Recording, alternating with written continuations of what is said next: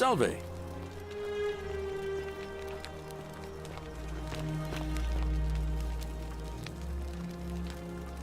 Salve again, my Sisyphean friend.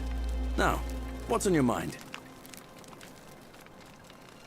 Well, it's a long one and kind of sad, but I don't mind telling it. Salve. I'm a farmer. Always have been. I grew up in a small village in Britannia, Camulodunum, with my parents and 2 little sisters. Lovely part of the world. One day, when I was about 20, my father and I were in the top paddock, loading our cart, when some Roman legionaries came along, demanding produce for their men. My father told me to run into the house for his axe, and so I did. Sprinted so fast I almost threw up. But by the time I got back, he was bleeding out on the ground, and our cart was empty. That was my first encounter with the legions. My mother died of a broken heart soon after, and things went downhill from there. I took over the farmstead, but I was young. It was a struggle. More raiding started before too long. We'd come outside in the morning to find animals missing, our stores pillaged. These legion thugs just took whatever they wanted. One night, when my sisters and I had nothing left to steal, there was a knock at the door. I knew who they were, and what they wanted. I got my father's old axe, pulled the door open real quick, and before that soldier knew it, split his face right down the middle. But there were more of them.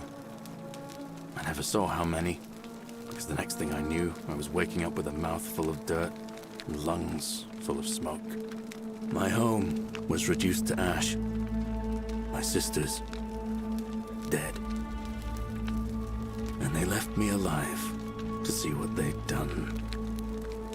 Still burns whenever I think about it.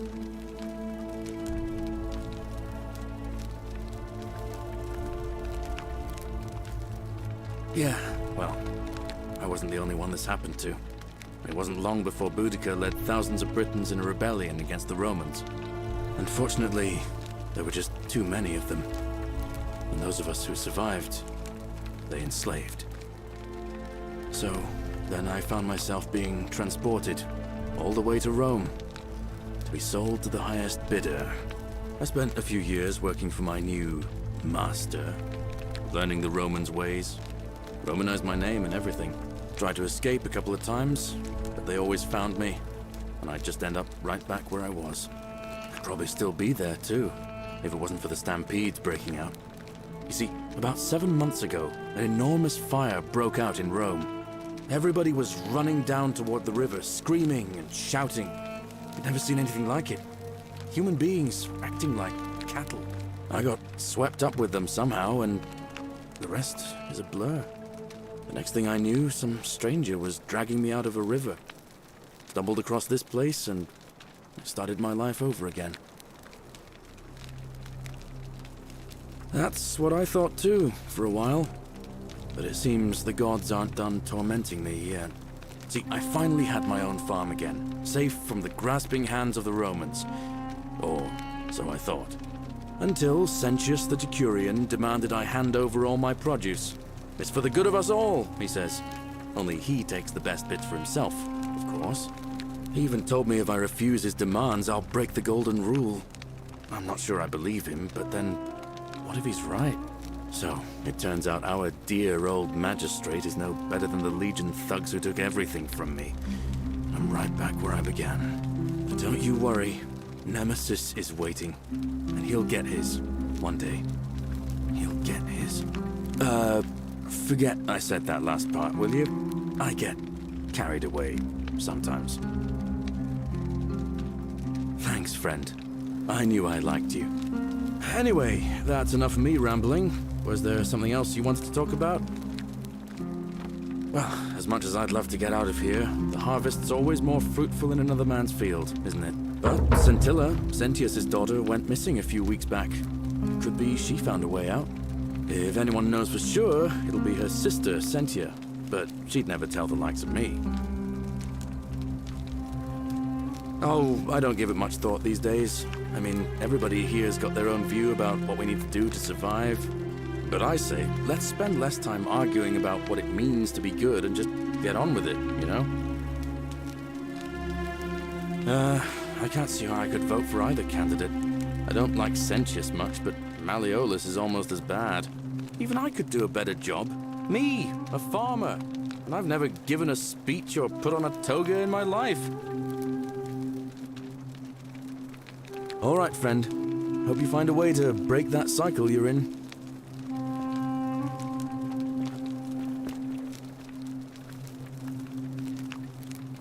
Ave again. Did you find what you need? And did you notice anything? A pattern? Yes. I also had such an encounter. It's as I feared. I think I understand what poor Livia has been going through. Let me ask you this. Did you happen to encounter a stranger in the forest before you arrived here? And did you happen to catch her name? I see.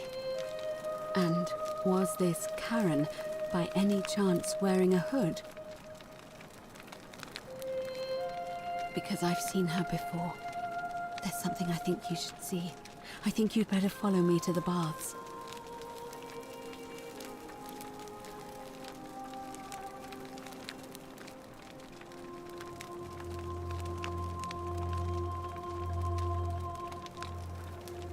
But don't follow too closely. We can't have people thinking we're bathing together.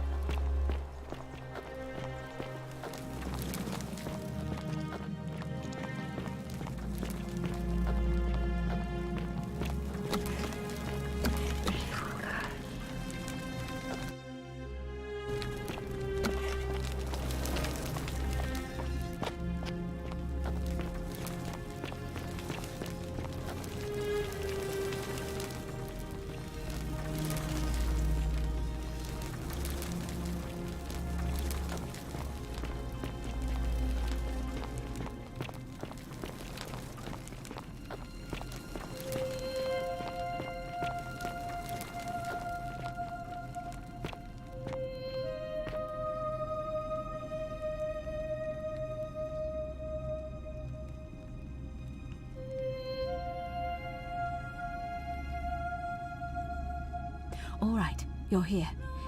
You were asking how I knew the young woman you met by the river was wearing a hood.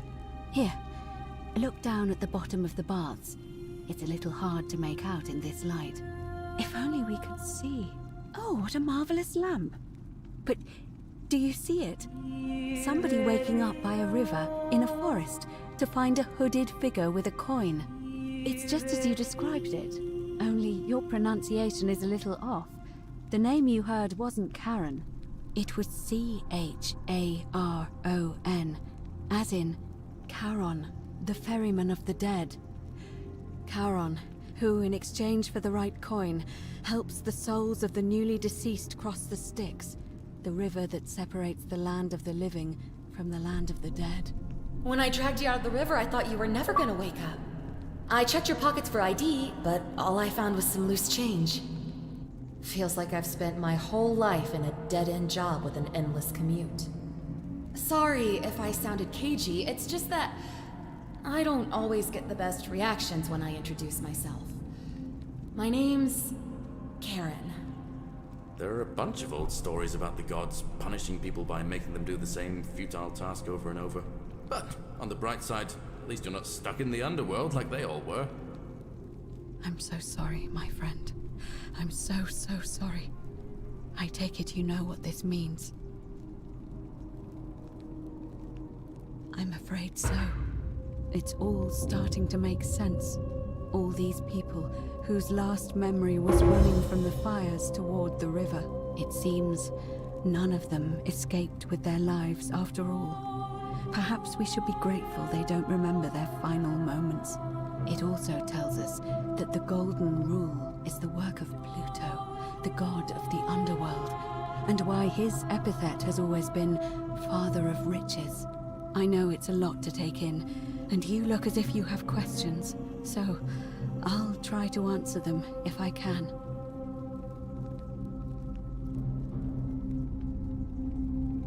That was my first thought too.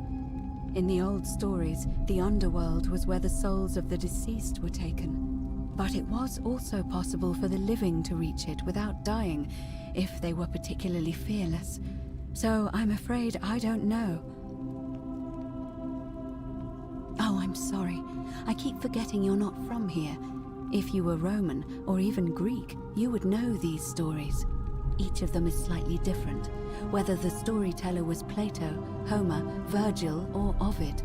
But they always involved the souls of the dead meeting a grim ferryman named Charon on the bank of a river. It was said that he'd help the new arrival cross, only if they could pay him with a coin, an obol. That's why it was once our custom to bury our loved ones with a coin in their mouths. Charon's obol, we called it. Of course, an obol was a kind of Greek coin, because we inherited this knowledge from the Greeks. To be fair, the ferryman isn't exactly as the poets described, and he, she, they seem to appear to different people in different guises. You say you saw a young woman named Karen with a hood, and I once heard Kabash mention a stranger in a ram headdress named Kerti, and Rufius described meeting a stranger named Kumut Tabal wearing an eagle headdress. But whatever form this stranger took, they were always wearing a hood of some sort, and their name always began with a K sound. I suspect the only way you'll solve this riddle is if your paths cross again. Good question. Let's see. In the stories, Charon would always require a coin as payment for passage across the river, but that never made any sense to me. What does an ancient immortal being need with coins? In our case, it seems Charon didn't take the coins we had. He or she merely checked we had one in our possession. So, maybe there's something special about the coins each of us had on us.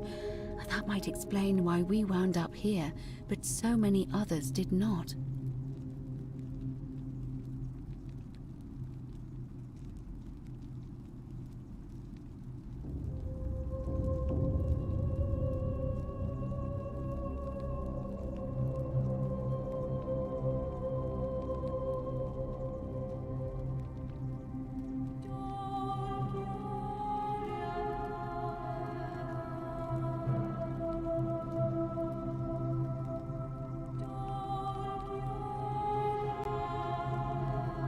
No. I mean, I had my suspicions, especially after Livia's ramblings, but I would never have figured it out without your help, I promise you. Now that we know where we are, we have to figure out what to do about it, if we don't want to be cast into gold for eternity. We don't have much to go on, except the old stories. I remember 4 in particular about heroes in the underworld. Hercules, the demigod and son of Jupiter, Orpheus, a Thracian poet, Sisyphus, a king of Ephyra, and Aeneas, a Trojan hero. Hercules was able to leave the underworld because he cowed its god with his strength. Sisyphus and Orpheus both relied on their wits instead. They persuaded the goddess of the underworld, Proserpina, to help them escape. And finally, Aeneas was able to escape with the help of a spirit guide, who led him through a secret gate. So it seems you have 2 options: to confront the god of the underworld head-on, or find a way to escape with the help of Proserpina or some other guide.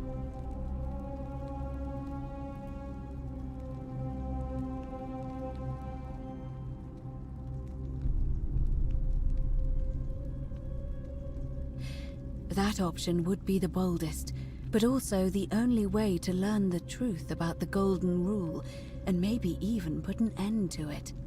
As I said, Hercules managed to overpower the god of the underworld, but he was a demigod. Forgive my candor, but you are no Hercules.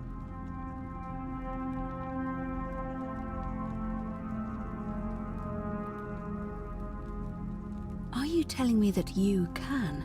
I won't pretend to understand exactly what that means, but if that's true, then perhaps you stand a chance. So, if you want to confront him, I'll help you as much as I can. Who knows? Perhaps your name will be uttered in the same sentence as Hercules one day. But first, you'd need an audience with you-know-who, and for that, you'll need to enter the great temple overlooking the city. The problem is, the door has been sealed shut for as long as I've lived here, and there doesn't even seem to be a keyhole. I suspect the answer lies in the desecrated obelisk in front of it. I'm not sure if you noticed, but there are 4 plaques missing from its base. It looks as though somebody, or a series of somebodies, forcibly removed them, and in doing so, dishonored and angered our divine keeper. If you could recover and replace all 4 of those missing plaques, I imagine he might be willing to receive an audience again. It's the towering stone monument with 4 sides and a pyramid-shaped head that stands before the great temple, a dedication to the god of this place. You'll find them all over Rome, but of course they were looted from Egypt many years ago. It seems one of them made its way here too, although how is a mystery. However, this one is unusual in that each of the 4 sides is decorated in a different style: Roman, Greek, Egyptian, and another I don't recognize. That means you'll need to recover 4 different plaques: Roman, Greek, Egyptian, and a 4th, a mystery plaque.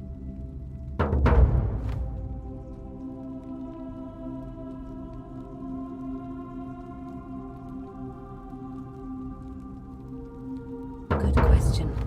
To answer that, we first need to ask who would have defaced the obelisk in the first place. It would have had the god's name engraved into it, so it may be that whoever desecrated it wanted that name to be forgotten. And there's only one group of people I know of who might want to do that. There's a cult in Rome that often argued there is only one true god. Theirs, of course.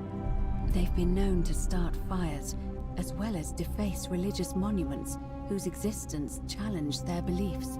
If I were you, I'd go looking for them. Of course, they've all been in hiding since the fire last year, so finding them won't be easy.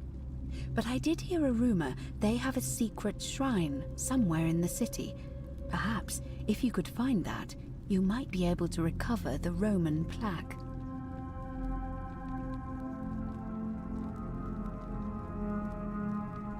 I don't know. But perhaps you should begin your search with the local Greek fellow, Georgius. His store is in the forum. Perhaps Kabash, our Egyptian resident, will be able to tell us. Unfortunately, he disappeared weeks ago. But I did hear Aurelia is peddling rumors about him at the tavern, so perhaps you could talk to her, or just take a look in his room.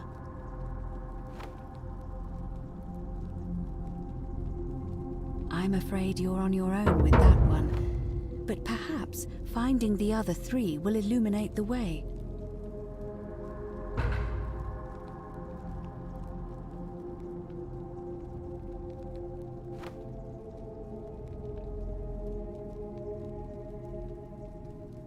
It's a reasonable question, but the problem is, this place is fairly well designed to keep us here. There's no way to climb up the shaft. And even if you could build a ladder big enough, just trying it would break the golden rule. We know that, thanks to the writings left behind by those who've tried. All Romans try to avoid saying it, and the reason is quite simple. He might hear us. You may refer to him as Pluto, if you wish, but you'll only be calling attention to yourself. Do so at your own peril.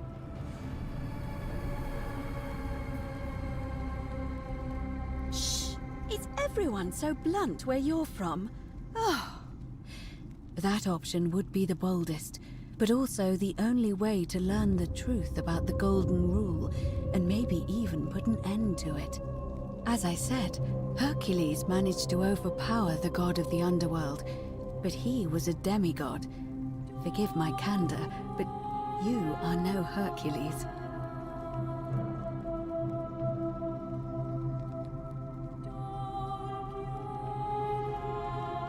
I'll admit, you do seem different to anyone I've ever met. And even that lamp of yours looks like something Prometheus might have stolen from the gods.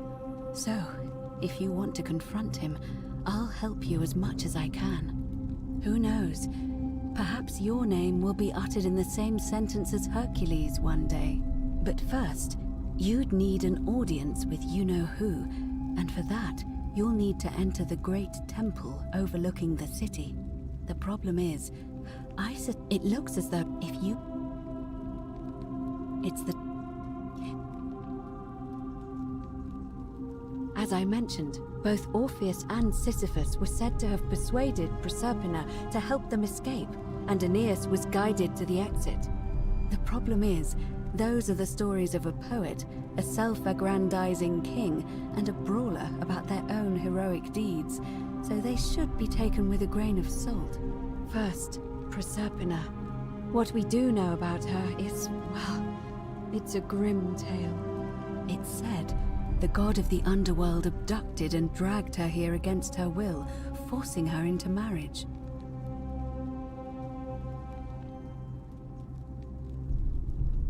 It is. The gods are a mirror image of mankind, as far as cruelty is concerned, I'm afraid. If the stories are true, I imagine she's as desperate to escape as we are. If she really did help Orpheus and Sisyphus, perhaps she'll help us too. The problem is, how do we communicate with her without being noticed by her captor? Leaving that aside for a moment, there is also the possibility of a spirit guide. I don't suppose you've come across one of those in your travels? Truly?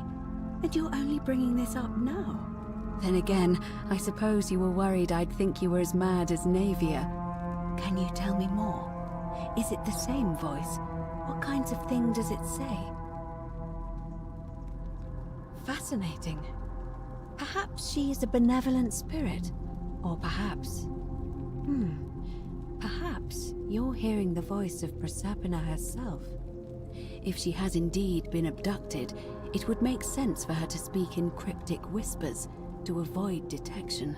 Tell me, has she told you anything that might lead you to the way out? Oh, I see. Well, let me know if you hear anything that might be a thread through this labyrinth.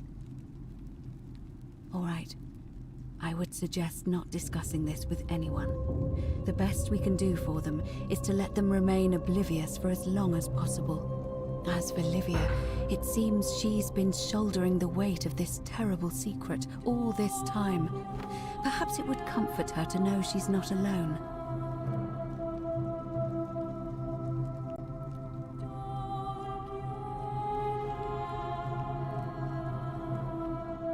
In any case, time is of the essence, so you'd best begin.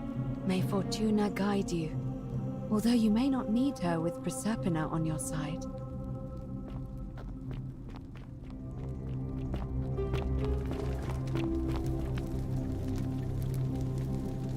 Ave again. Did you find...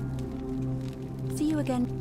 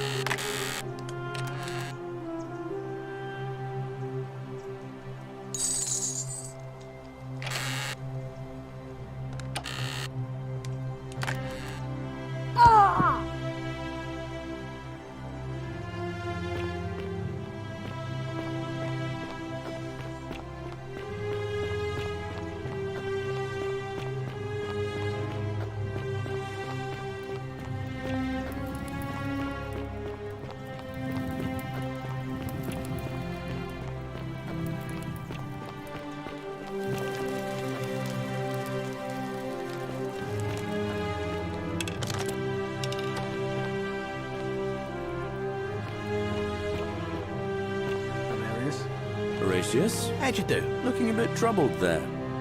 Still no sign of Scintilla. And I haven't slept right in 3 weeks. Don't be too hard on yourself. From what I hear, nobody saw it coming. Anyway, I thought you Stoics weren't supposed to worry about things you can't control.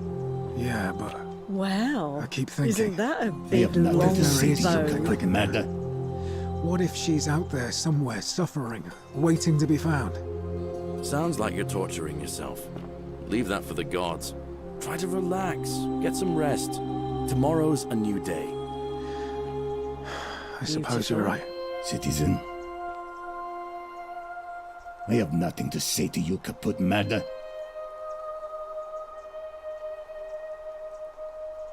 Salve again, my Sisyphean friend. Now, what's on your mind? All right, friend. I have nothing to say to you, What now?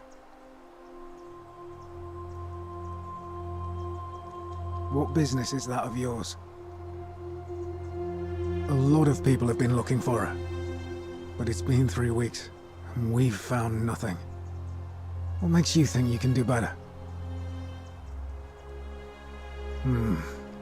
I suppose that's true. Scintilla was always a kind, well-behaved young woman. I admit, her disappearance really caught me off guard. If anyone knows something, I'd expect it to be Sentia, Malleolus, Claudia, or Domitius. But none of them will tell me anything. You might fare better though, I suppose.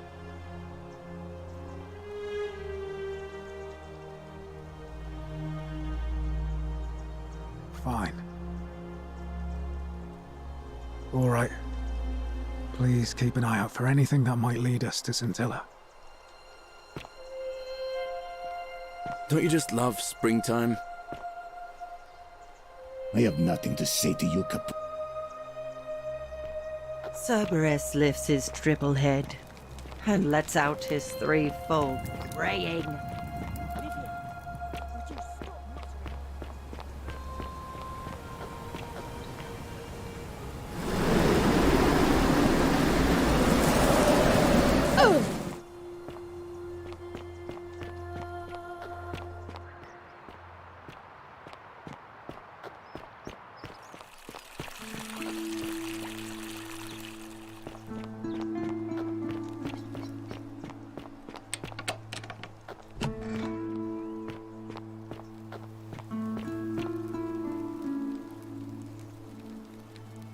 Get out of my villa before I have Domitius throw you out. All right, now you've crossed a line. Get out of there. Get out of my villa.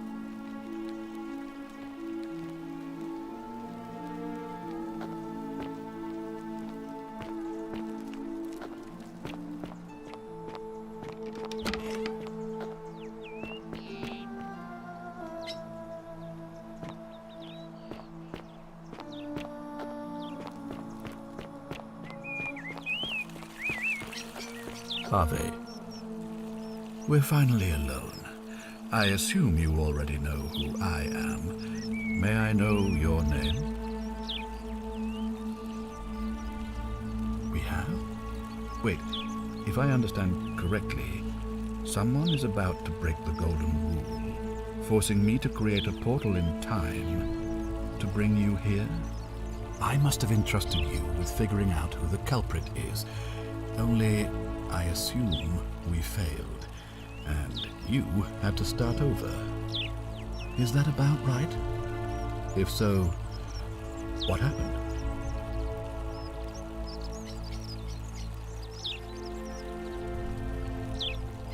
Ah, I see. Look, it's unfortunate, but all that matters now is that you make use of what you've learned and gathered, and do better next time. Now, I assume you sought me out again for a reason.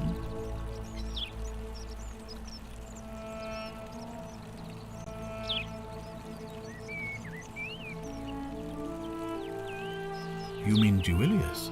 Releasing him is out of the question, I'm afraid. That man is a liability we simply cannot afford.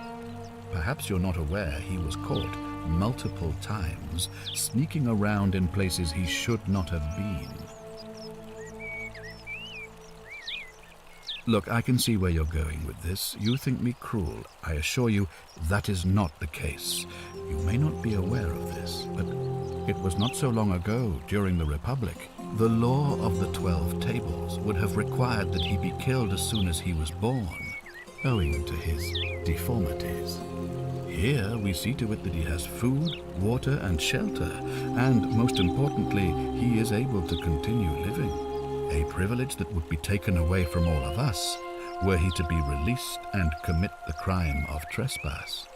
The man has no self-discipline, poor comprehension of what is going on around him, and is an incorrigible rule-breaker. I will not jeopardize the lives of my people so that one man can go free. Now, was there something else?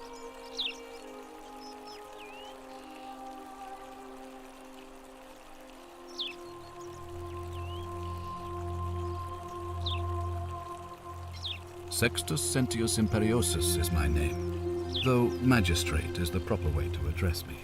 Before I wound up here, I was a decurion in the cavalry of Imperial Rome, helping protect civilization from the barbarians. My men and I were at the Emporium in Rome as honor guard for a visiting dignitary arriving upriver by barge. Now, the port is usually bustling, but just as our guests arrived, waves of people began running toward the river from streets and alleyways in every direction. They were trying to escape a terrible fire. Unfortunately, the crowd sent my horse into a panic, and I remember it losing its footing by the water's edge. The next thing I knew, I was waking up on a riverbank not far from here in the company of some stranger. I went looking for my horse and discovered that lonely temple. You can probably figure out the rest. Very well. Of course. What is it?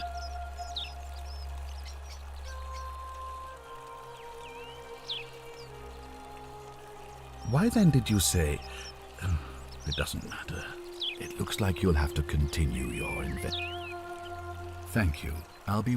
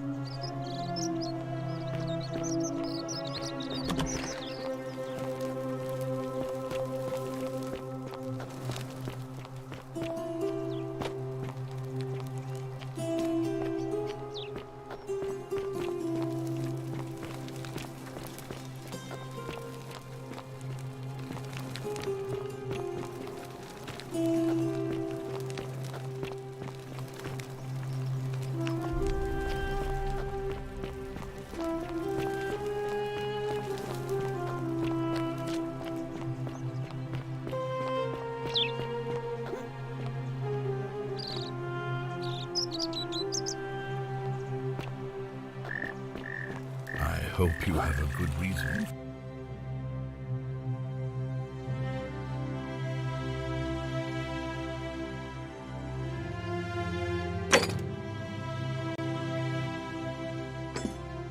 For flouting my brother's land.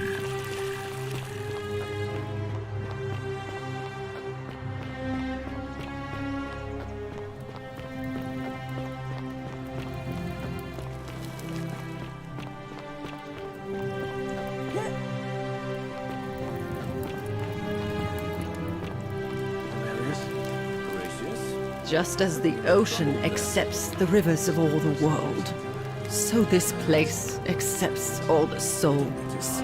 But it does not notice the crowds that come. Anyway, I thought you Stoics weren't supposed to worry about things you can't Say control. it. Speak its name. Keep thinking. Then it is true? I was right. What if she's out there somewhere suffering? I waiting thought- to be found? I thought I saw it, but when the rest of them could not, I kept thinking I must have gone insane. I had to tell myself it was true over and over again, Suppose you're right. until I wasn't sure if I was deceiving myself. I must apologize if my words seemed cryptic. I'd found comfort in reciting the Metamorphoses by our great poet Ovid. He gives such an uncanny description of this place. I cannot help but wonder if he himself came here. Would you like to hear it? I will do my best to remember the relevant verse. There is a downward path, gloomy with fatal yew trees. It leads through dumb silence to the infernal regions. The sluggish Styx exhales vapor, and by that way, the shadows of the newly dead descend, entombed with full rites, and the ghosts of those, at last, given proper burial. The wide, thorny waste is cold and pallid, and the newly arrived shades are ignorant of the road that leads to the Stygian city, where Black Dis has his cruel palace. As the ocean accepts the rivers of all the world, so this place accepts all the souls, and is never too small for any populace, nor notices the crowds that come. There the bloodless shadows wander without flesh or bone. Some crowd the forum, some the house of the ruler of the depths. Others follow their trades, imitating their previous lives, and still others incur punishment. I hope I have done it justice, and now we share a secret. It's as if you've lifted a great burden from my shoulders. Thank you, friend. I think I should rest.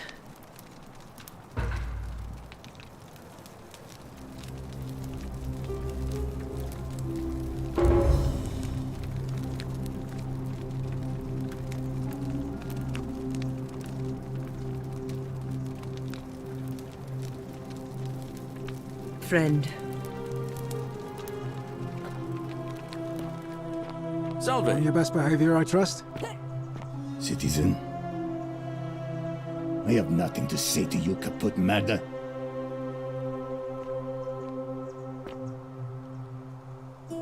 I have nothing to...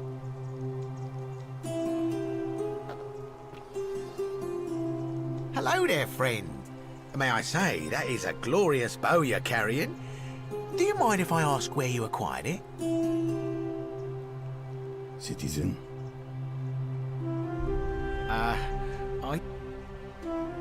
Very well.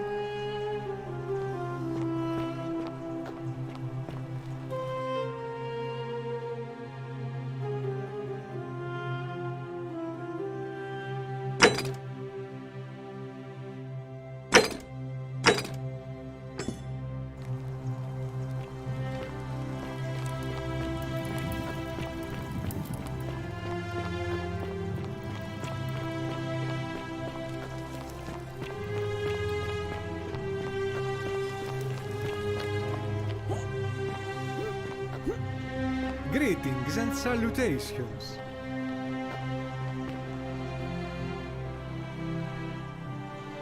Greetings, I'm Georgius. It gladdens me to see another foreigner in our midst. We must stick together, you and I. My friend, your words intrigue me more. And in a city full of Romans you are asking me, because I am Greek, let me tell you something about Greeks and Romans. My name is Georgius, yes. But the Romans, they do not care. They hear me say Georgios, and they think, ah, he must mean Georgius. Good Roman name.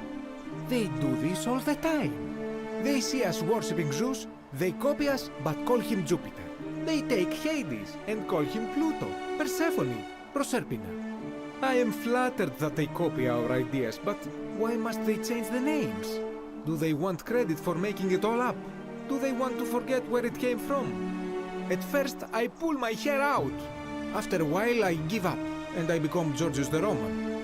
I accept the world is Roman now. Plus, I have no hair left to pull. But my point is this. If you want to know who stole an old Greek name, look no further than the sticky-fingered Romans.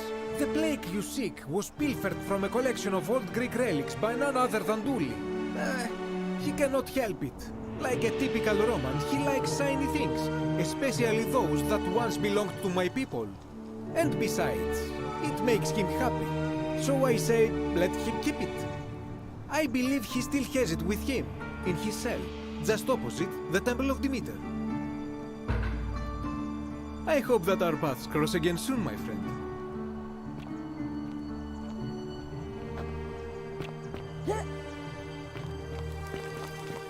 Hello? Hello? Have we met before?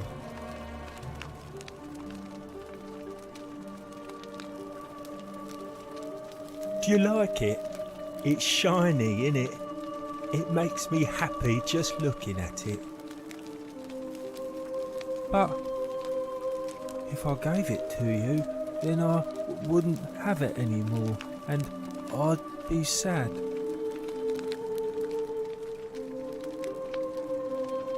But it's mine, and I really like it. I want to keep it. Well, if you get me out of here, then I wouldn't need it anymore because I'd already be happy.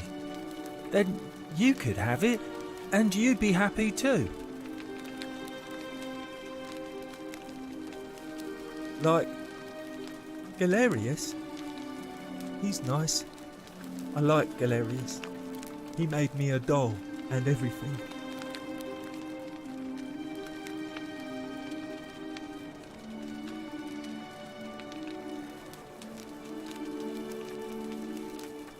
Yeah, Galerius will let me out. Then you can have my plaque and everyone will be happy. My friend Hannibal he said, if he gave me this, all I... No. Bye-bye.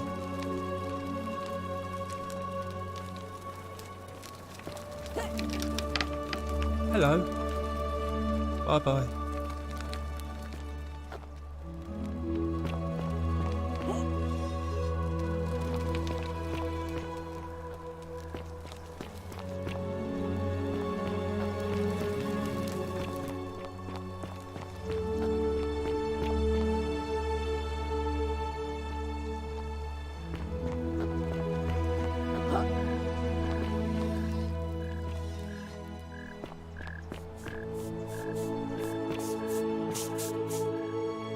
Salve and welcome.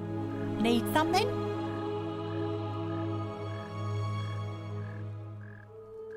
All right.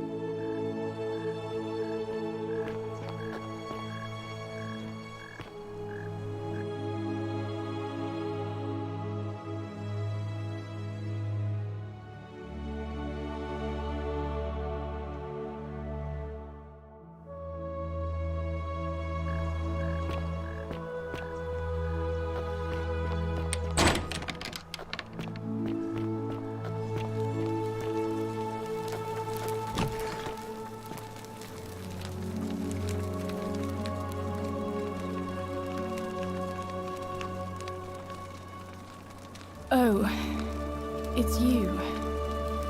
Sorry, I'm still a bit out of it. But thanks for trying to help me, I suppose. Was there something you wanted? Lucretia says I'm supposed to rest.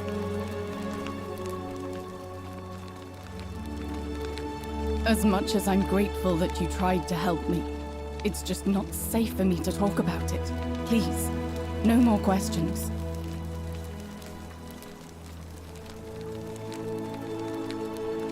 The Golden Rule. That's the least of my worries. The gods may be cruel, but Malleolus and Claudia are far crueler. Please, just leave me alone. I don't want to talk about it.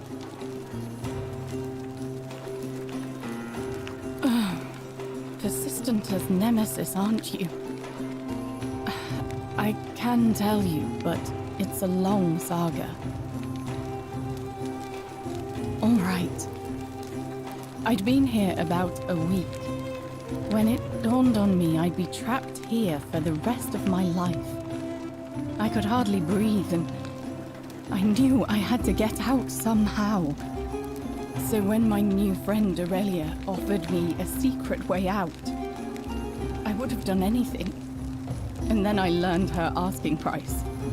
1,000 denarii. She was supposed to be my friend. I told her it would take me years to save up that much. So she suggested I take out a loan from Malleolus. And I did.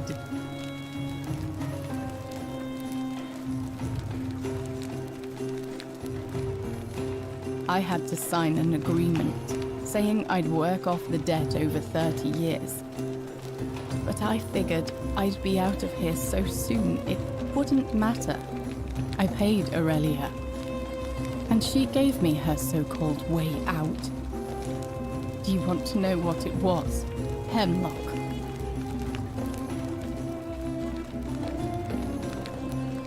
Drink this, she said, and you'll be out of here in no time. Of course, I demanded my money back, but she refused. She pointed to a sign on her tavern saying, "Let the buyer beware." Then she just looked at me with those cruel black eyes, and she laughed. She immediately told Malleolus I'd tried to escape without paying him back. Only, he didn't seem upset or surprised at all. In fact, he just thanked her. And that's when I realized the two of them had planned the whole thing from the beginning. That's what I said to the magistrate. I went to Sentius and begged for help, but he said the law was clear. I'd signed over my labor for 30 years and there was nothing he could do. I thought about resisting too. But Malleolus said if I didn't submit, I'd break the golden rule. And I couldn't be responsible for all those deaths, so he locked me in his villa. Confiscated everything I owned as collateral, and made me wear immodest, humiliating outfits while I worked day in, day out. His wife Claudia was just as bad. She set me to work on an endless stream of futile, demeaning tasks.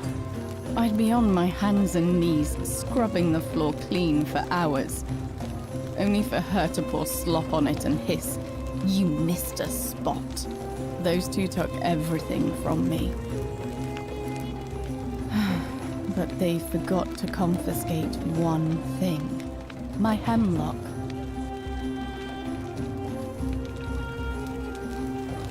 I just wanted it to be over. But it seems I messed that up too. Should have drunk all of it. I brought it on myself. I trusted one of the most callous human beings I've ever met, and tried to swindle the other. I don't know how I could have been so stupid.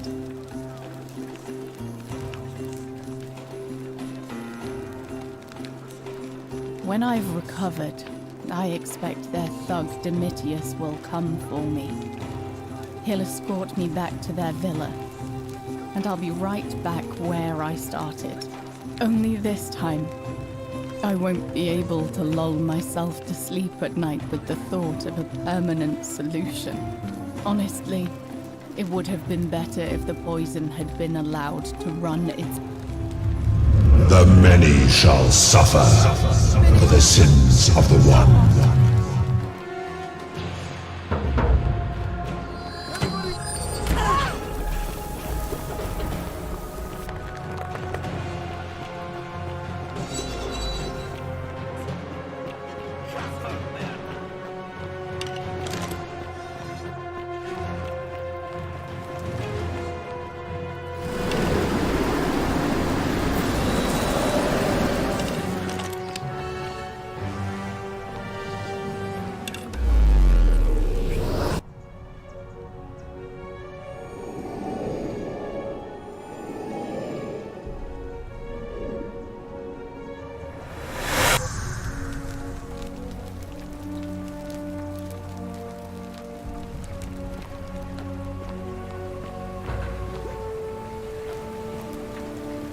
Salve, friend.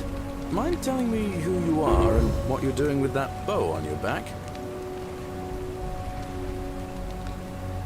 All right then.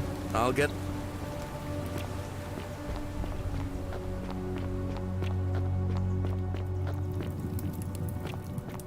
Beautiful.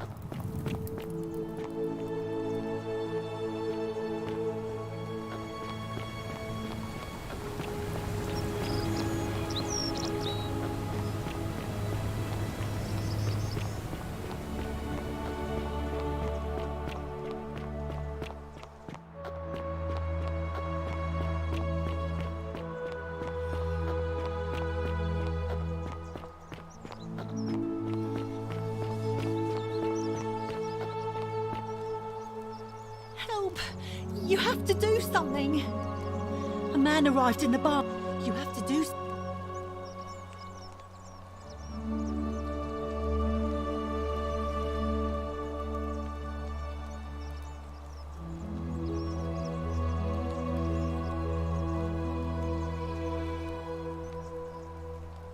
Are you daft or just callous? If you don't...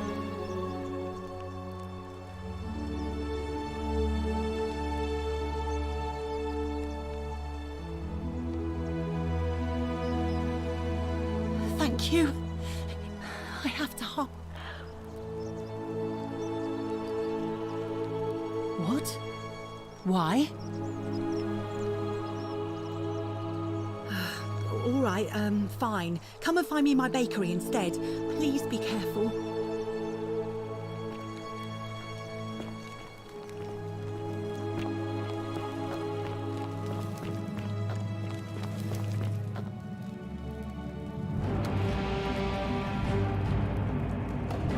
Stop right there. I'm looking.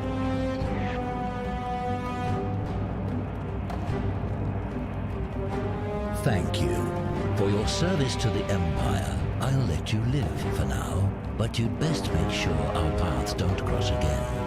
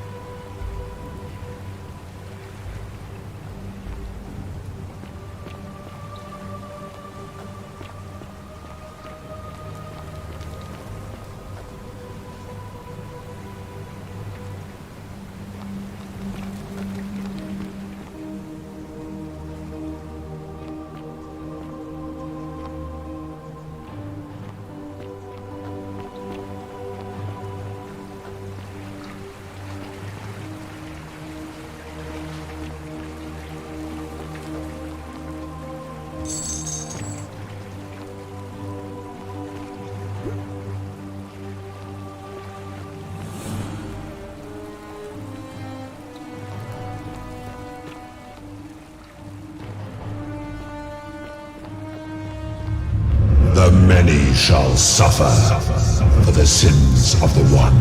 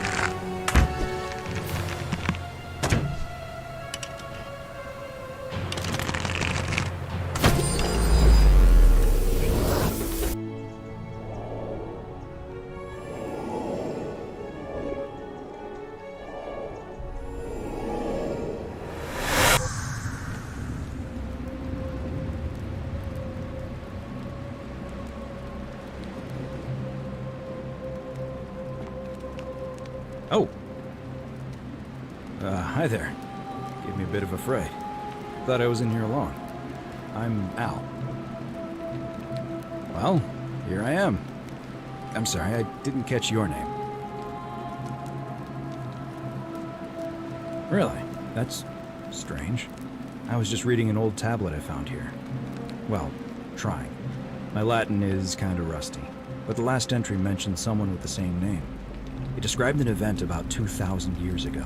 Someone with your name appeared in the city out of the shrine of Proserpina and murdered a local magistrate, breaking some kind of ancient law. It said that the voice of a furious god rang out, and the ground trembled and statues sprang to life, firing arrows at the city's inhabitants. Apparently, as the citizens screamed and died in pain, the stranger just vanished in a flash of light. What? You're saying you were here...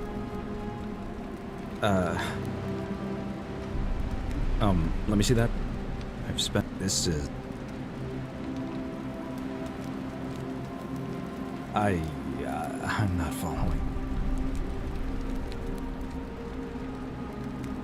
So you're saying, because a man from 2,000 years ago is dead, he never created a time?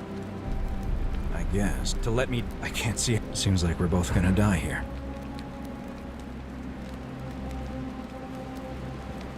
A mistake? You murdered a man in cold blood, and now there's a city full of dead people. And it's only a matter of time before we join them. I guess all those old Latin inscriptions were right. Pro peccata unius multis dolabunt. The many shall suffer for the sins of the one.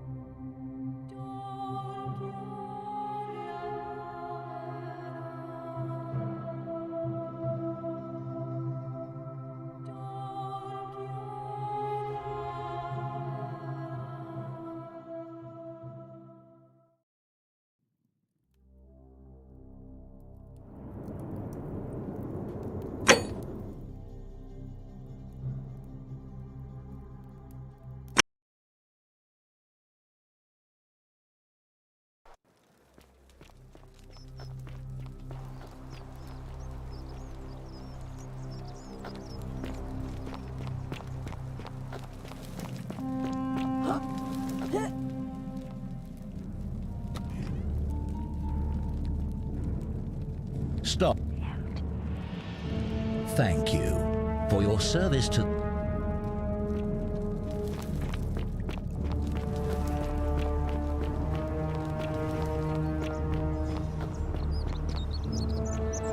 How'd you do?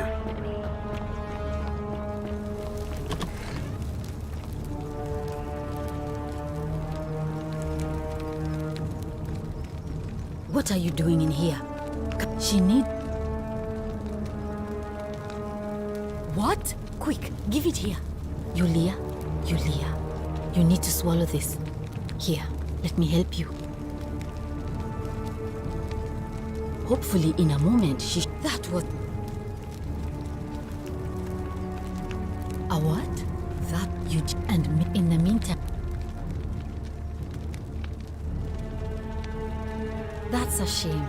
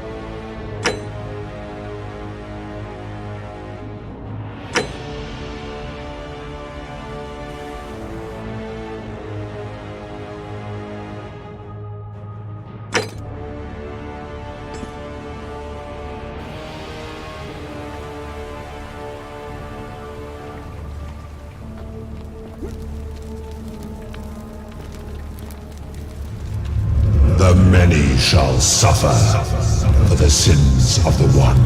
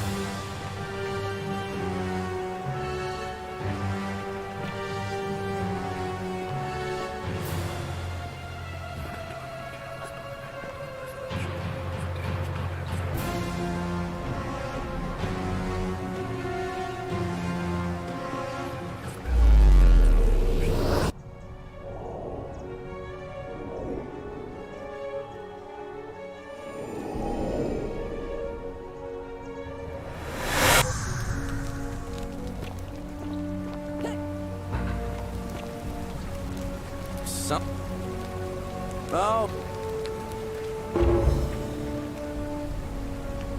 Ah, it's you. Now, what's on your mind? All right.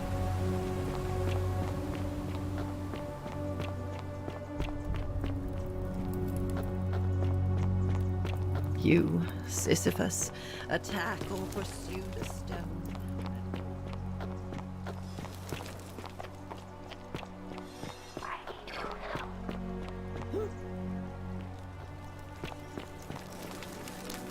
Help! Thank you. What? All right.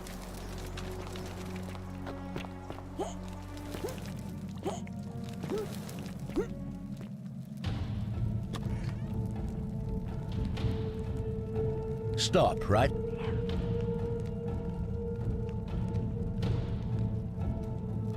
Thank you for your service.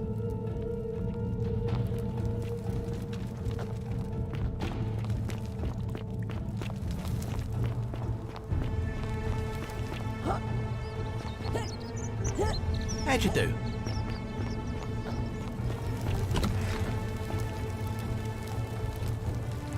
What she need? What? Yulia? Hopefully that... A what? That you Jack and me in the meet? I wish. Some people here need proper medical care, not the half-baked, hanging by a thread excuse for treatment I'm giving them. Just don't get sick or injured here. I'll do my best to treat you, but I'm out of my depth and dangerously short on everything you can imagine. A city without sin might sound good on paper, but whoever dreamt it up didn't think it through. Maybe it was an attempt to create some kind of utopia. But snakes like Decius will always find loopholes to exploit. And what can we do about it? Absolutely nothing. In some ways, we are worse off because we can't take the law into our own hands. Oh no. Sorry, I don't mean to worry you, but no, that is definitely not normal. There was one other person who claimed she could hear the statues talking to her. But that was Nevia, and she went a little mad. Well, she used to run the clinic. She was a midwife, not a physician, but she was the closest thing we had down here. And she was good, too. Until she suddenly lost all interest in us. One day she told me she'd made some profound discovery about the golden statues. This changes everything, she kept saying. But I had no idea what she was talking about. The last time I saw her, the last time any of us saw her, she was muttering to the statues, like she could talk to them. And then she shut herself in the palace, barred the door from the inside, and nobody's seen her since. She's been gone so long now, we figure she's either dead or up to something so strange that she doesn't want anyone else to know about it. But I really wish I could reach her, because that's the only hope I have of solving a troubling problem, a real thorn in the paw situation. One of my patients is suffering from terrible rheumatism. His joints are inflamed and he's in constant pain. He's become so irritable that the smallest things set him off, and I worry he'll end up losing his temper and lashing out. And you know what that means. I just know Nevia would know how to treat him, assuming she's still alive. But nobody seems to know how to get into the palace. You did? That's unexpected. But tell me, what is it? Willowback. I should have known. It was under my nose the whole time. That's very helpful. Thank you. If this works, it should settle Rufius down some. I have some right here. Could you do me a favor and give him some of this? He'll just need to swallow a pinch of it. I'm hoping it will avert disaster.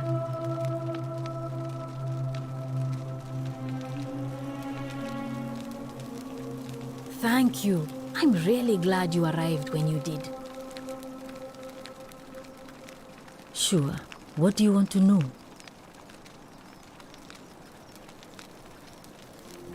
Do you really want to know?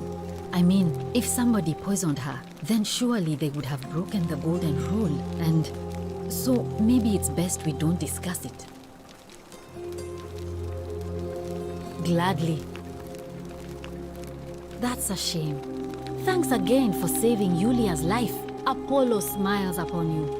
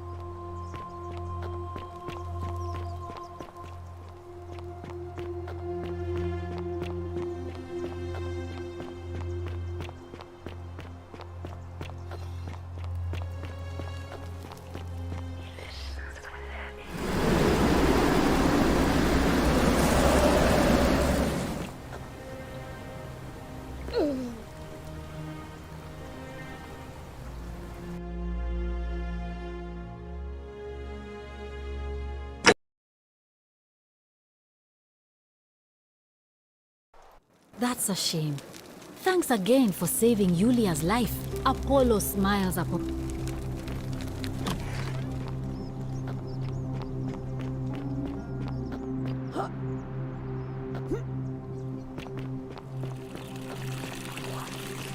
Fear is proof of a degenerate mind.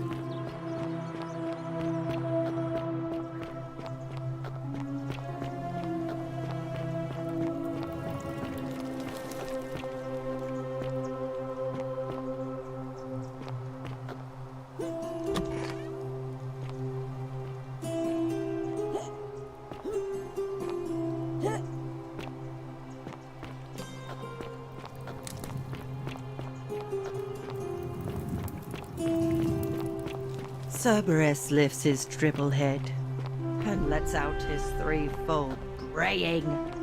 Livia, would you stop muttering like Medea over a cauldron? You'll scare away my customers. They follow their trades, imitating their previous lives, but they are ignorant. This again. You're in a world of your own, aren't you? Ah, you're here. I'm so glad you decided to visit. I'm Aurelia, and I hope I'm not being too forward, but the moment I laid eyes on you, I was intrigued. You're not like any Roman woman I've ever seen. Your skin is so beautiful, and your clothes are so exotic.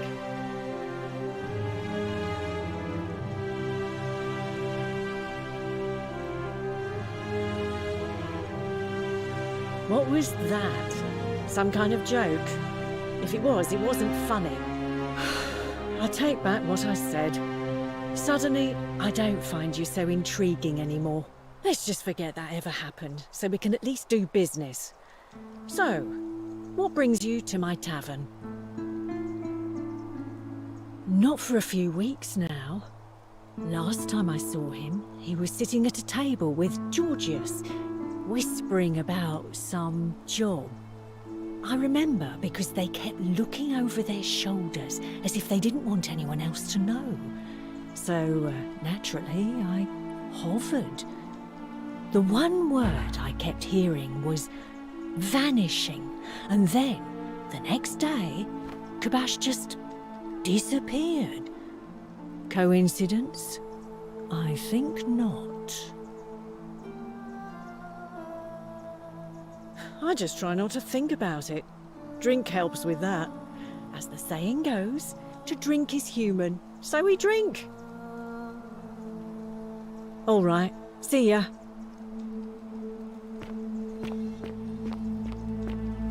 Ixion turns. Just as the ocean, but it... The newly...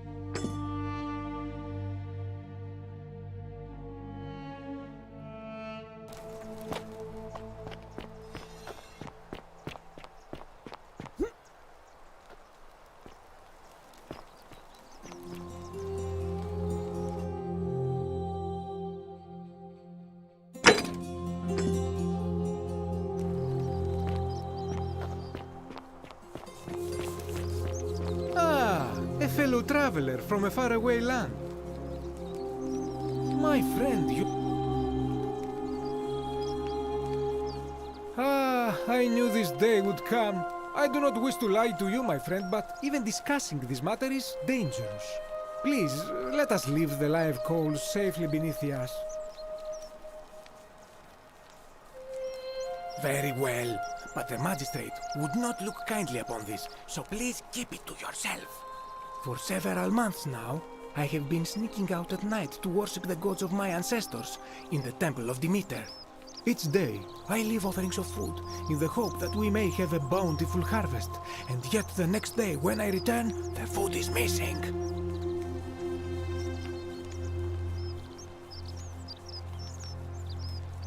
So I ask, who or what is devouring the food in this temple? Stranger still. Once I sat in front of my shop like the 100-eyed Argus until dawn to see if I could spot a thief going in. But do you know what I saw? Nothing! Nobody entered, and yet when I went to take a look, my offering was gone. It is bizarre, is it not? When I told my friend Kabash of this at the tavern, he offered to help investigate. He went in, and to my dismay, he was never seen again. It is the only Greek temple in the city. Head towards the baths, and it is the last building on your right. I do not think you should pursue this, my friend. It would break my heart to be responsible for 2 people disappearing. But you do not strike me as a kind of person to be deterred by such warnings, so just be careful, I beg you.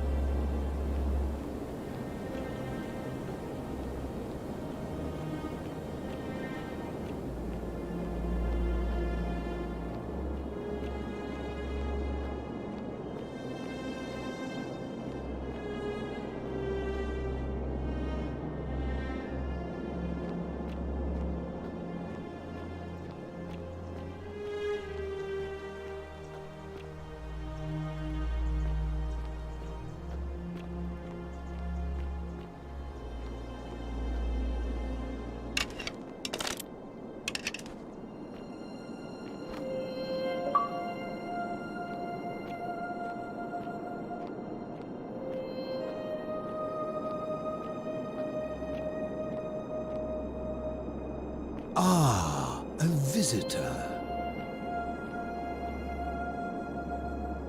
Welcome, welcome. May I ask your name? It's a sincere pleasure to meet you. Tell me, what brings you all the way down here? Ah, yes, that cursed thing. I know exactly where it is. I will tell you everything I know, but first, a request. I have been living down here alone for many years, with nobody to talk to but myself. The one thing I long for above all else before I die is a good philosophical argument with somebody astute. I'm hoping that person is you. Let us find out with this simple question. Have you deduced the name of the god responsible for the Golden Rule? Excellent. I see you are indeed quite astute. Very few come to that realization before their time in the sun is over. Now, will you join me in a friendly Socratic dialogue? Good enough for me. Now, let me begin with a question. Would you say you know the difference between right and wrong?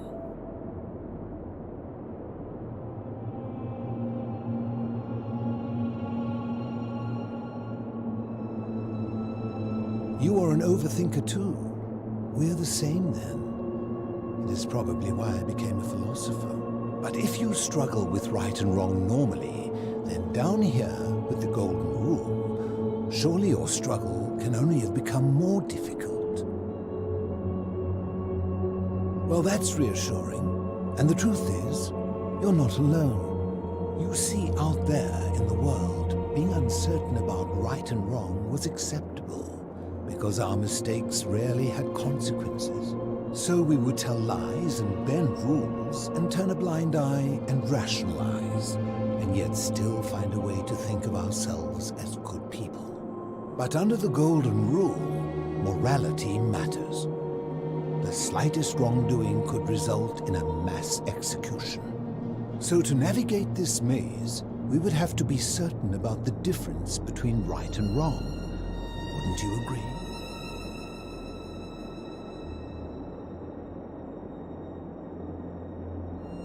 That is an excellent question, and it leads directly to my next line of inquiry. So let me ask you this. Is there one system of morality which is always perfectly correct, which you could follow in every situation and always do the right thing?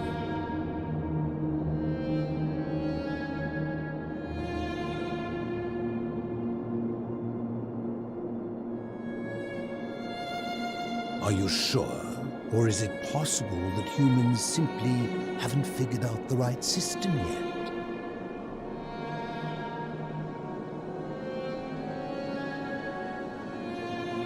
So is it up to each of us to decide what right and wrong mean to us individually? Or must we simply follow the laws and customs of whichever community we're in?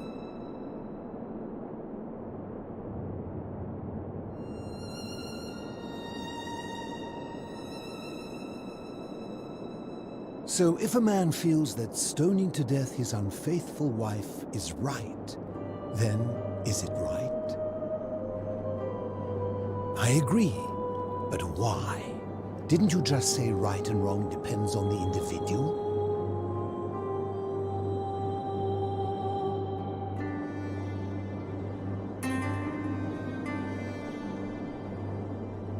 I see. So you get to decide right from wrong. People who see things differently are not allowed. What makes you special?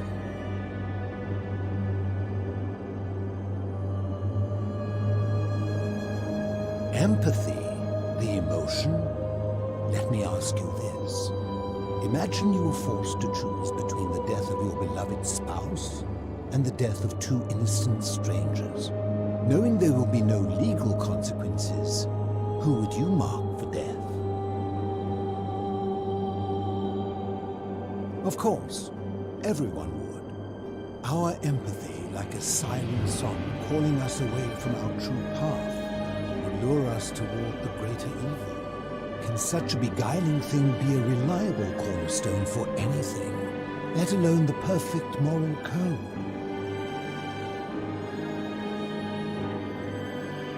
My point is this. I don't think anyone alive truly knows any hard and fast rules about right and wrong.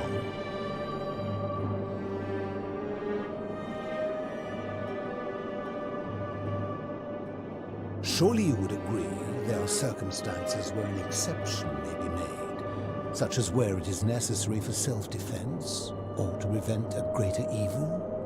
For any rule, you can imagine there are countless situations in which that rule may be suspended, and those situations are impossible to codify. If there is one thing I have observed about rules, it is that virtuous people do not need them, and evil people will always find a way around them. And so we must accept our limitations, and the sad truth that no human society will ever achieve the utopia for which it strives. In mathematics, we would call it an asymptote, a line that can be approached but never reached. Because the only way to create a utopia is with the ever-present threat of force, such as the Golden Rule. This and no other is the root from which a tyrant springs when he first appears as a protector. And life under tyranny is no utopia at all.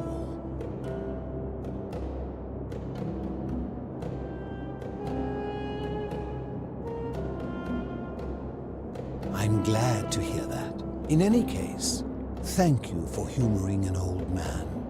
I would be happy to answer your questions. You mean, how did I end up living alone in this cave with nothing but these relics of the past for company? It's a long story.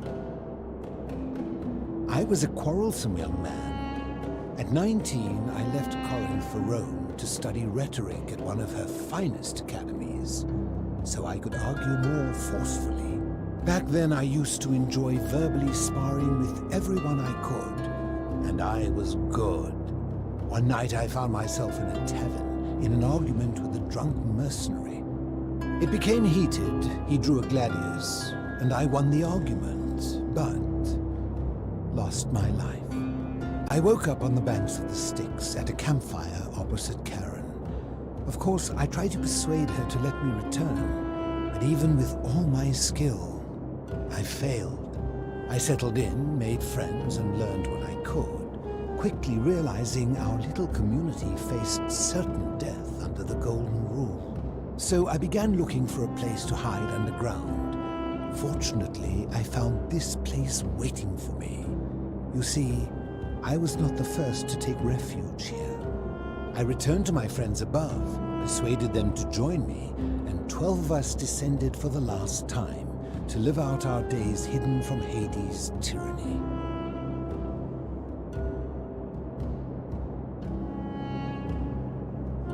They are one and the same.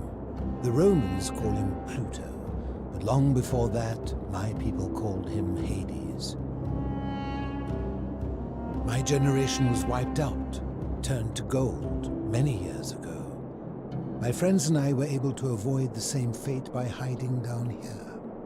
I think it's safest to assume that if I was to return, Hades would realize that his furies hadn't finished the job, and he'd send them after me again. I fear that if you were to utter my name in the city, even by mistake, that Hades would hear you and know I am still alive. I'm afraid I am the only one left. There were 12 of us in the beginning, but one by one, my friends passed away.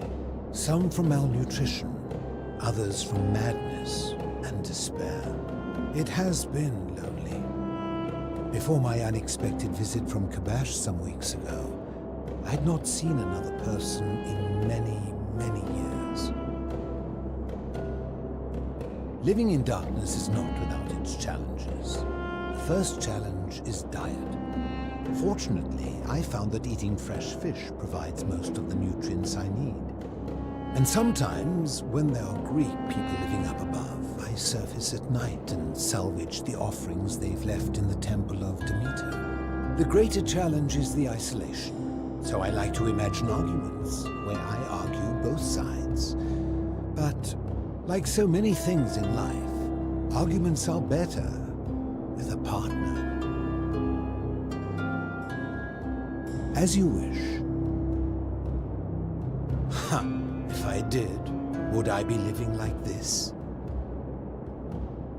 Did we not discuss it at length already? Oh, I see. You're toying with me. Ha! You seek the plaque bearing the Egyptian inscription. It is a cursed object, and I would be happy to give it to you, if Kabash had not already taken it. I will tell you, but you may find him hostile. To prepare for your encounter, there are certain things you must know. Very few know this, but before the Romans came to this city, it was once entirely Greek. The architecture, the temples, and the people. When the Romans came, in typical fashion, they claimed it as their own, built over everything that could be built over, and renamed the things that could not. Thus, the shrine of Persephone became the shrine of Proserpine. And when they found an obelisk bearing the name Hades, they tore it off and replaced it with Pluto instead. And the city's dwindling Greek residents, witnessing this compulsive Roman conquest, decided to preserve what they could of their heritage. They gathered their art and valuables, secreted them away through the Temple of Demeter, and hid them here, out of reach of the Romans.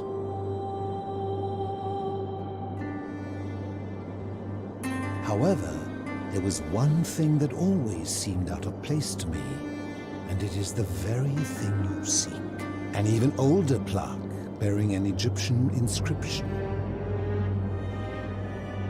We had no idea until years later, when the first of my friends began to die. As a result of their deaths, we began to dig catacombs branching off from this cavern to lay them to rest. We extended the tunnel so far that we accidentally discovered another, an even older tunnel, which somebody had gone to great lengths to keep hidden. Suddenly it made sense why there was an out-of-place Egyptian plaque among our people's possessions. You see, we proud Greeks had thought the Romans beasts for stealing and corrupting our heritage. But it turns out this game has been going on much longer than any of us imagined. I think it is best you head through the catacombs and follow Kabash's trail. There are certain things you must see for yourself. Take this key. You'll need it to open the gate. I enjoyed our chat, but please, keep my presence here a secret, yes?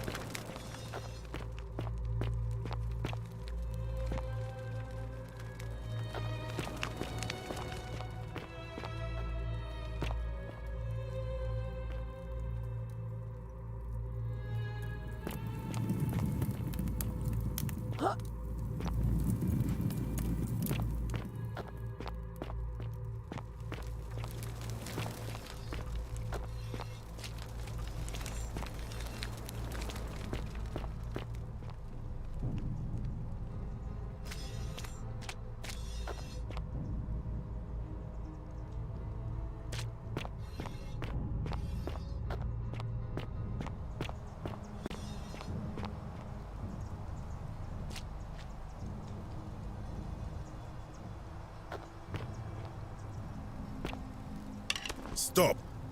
Do not come any closer. Who are you?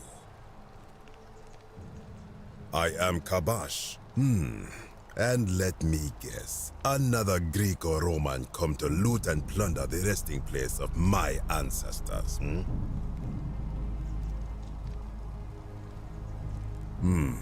Trousers, boots, curious here. No, I suppose you do not. Then what do you want? To what end? That is welcome news. You really are not Greek or Roman, are you? I was planning to return it myself, but for now, I must remain. Here, take it and restore the honor of Osiris.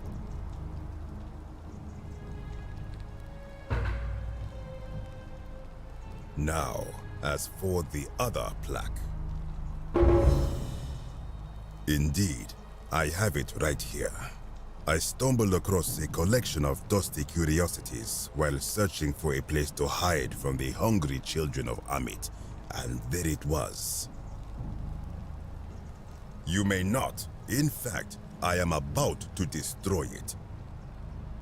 Because it speaks a treacherous, blasphemous lie. I will tell you, but first, do you know what this place is? It has a name, and that is the Duat. See what has become of it. I have been down here for weeks, piecing together its story, and here is what I have learned. As Egypt declined and the Greeks had their turn to flourish, their souls came here in great numbers, but instead of adopting our ways, they copied and corrupted them. When they found the obelisk bearing the name Osiris, the true god of the underworld, they desecrated it, removing his name and replacing it with Hades. Even the ferryman of the dead, known to my people long before as Kerti, they renamed to Keron. As if that desecration was not enough, they built over this place, using it as the foundation for their own underworld, so that ours was forgotten. My only solace is that the Greeks then suffered the same fate when the Romans rose to power, renaming Hades to Pluto, and the cycle began anew.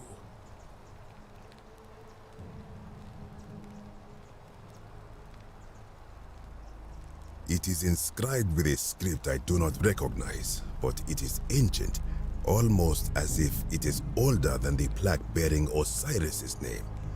But if that is so, it would imply the gods of Egypt are mere imitations too, copied and corrupted from an ancient people who prospered even before us, and that my people did to them what the Greeks and Romans did to us. But this, I cannot accept. I sense a deception. Perhaps it is the work of Set, the usurper, seeking to undermine Osiris once more.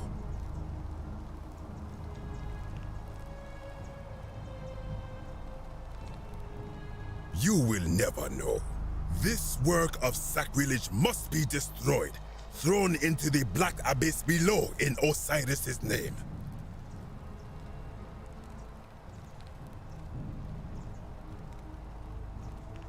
You are too late. It is done.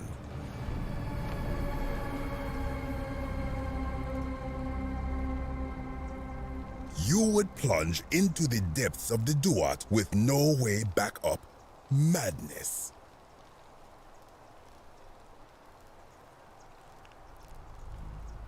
We shall see.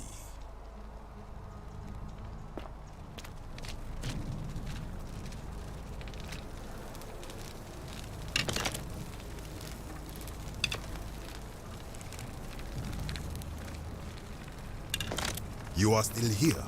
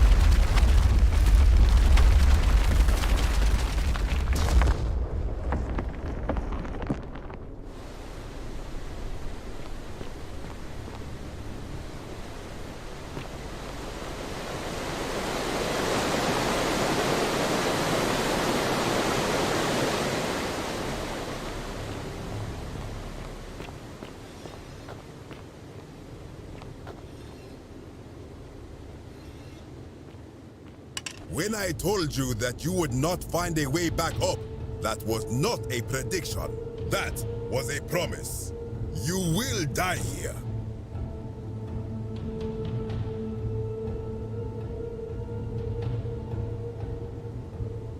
I disagree. I warned you against coming down here, against perpetuating this sacrilege, but you persisted. You have undermined and dishonored the true god of the underworld. How did you think this would end, if not with bloodshed? Very well, I will listen. But if I sense deception, or if you further insult my gods, I will carry out my threat. So tell me, why should I let you live after you salvaged this instrument of blasphemy?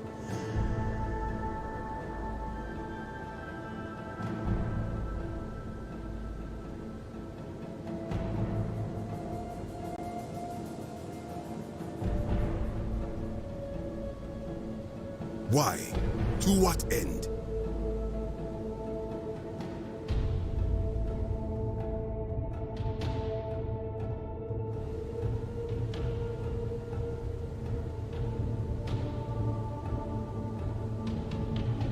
But why? What business could you have with Osiris?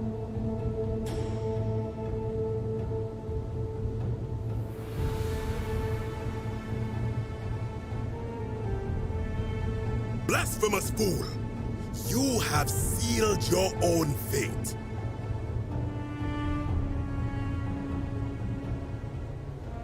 Ha, good. I welcome it. You see, the philosopher told me that each time it breaks, Osiris bellows with rage, and his voice shakes the very foundations of the earth. I can only hope one more tremor will lay waste to this fragile place once and for all, and you along with it. The many shall suffer for the sins of the one.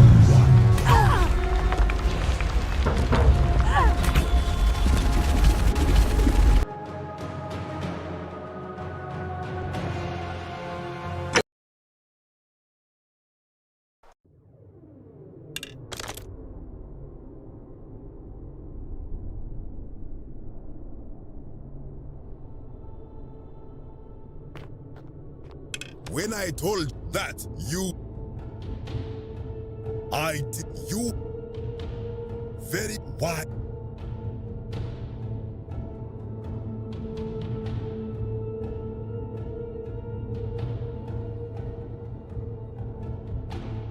Why? To what? But that makes no sense. How would it honor him to place false names on his sacred Tekenu?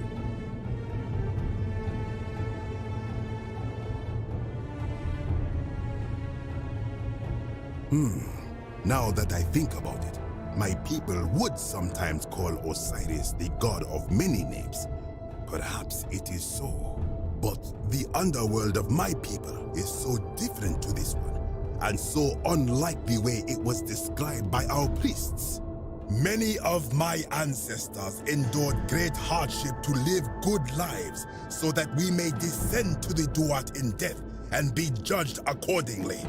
We prepare to have our hearts weighed on Anubis' scales and to swear ourselves innocent of sin before the 42 assessors of Ma'at. And yet, I arrive here to find the Book of the Dead contained only a seed of truth. And now I ask myself, did our priests steal and embellish the stories of an older people and feed us lies all our lives simply to trick us into obedience?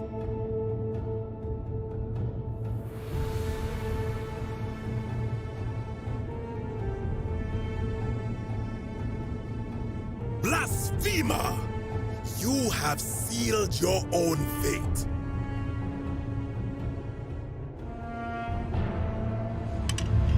The many shall suffer for the sins of the one.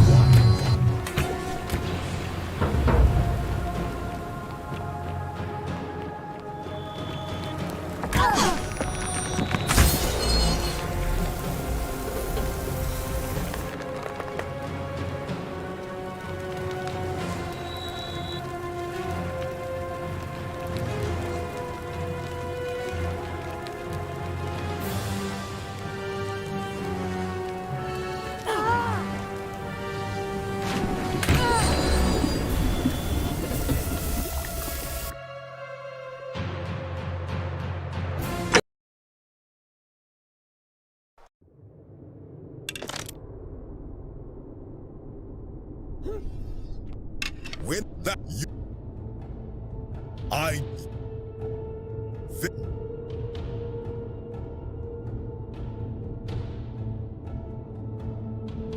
Why? To what?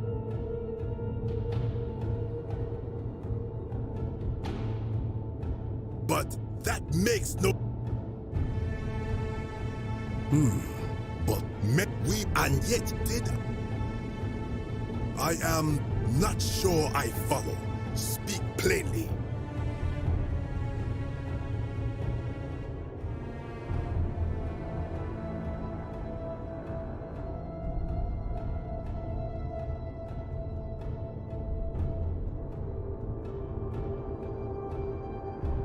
Now you insult me and all of my ancestors. You... The many shall suffer for the sins of the one.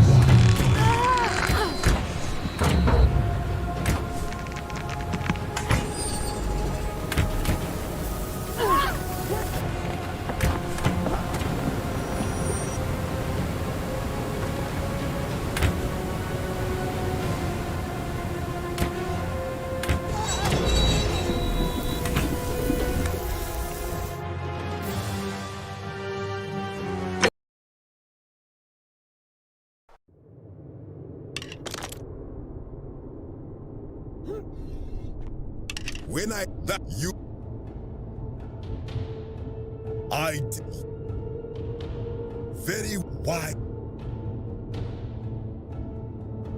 Why? But that... But many we and did our... Blasphemer! You have sealed your own fate. Good, I can... The many shall suffer for the sins of the one.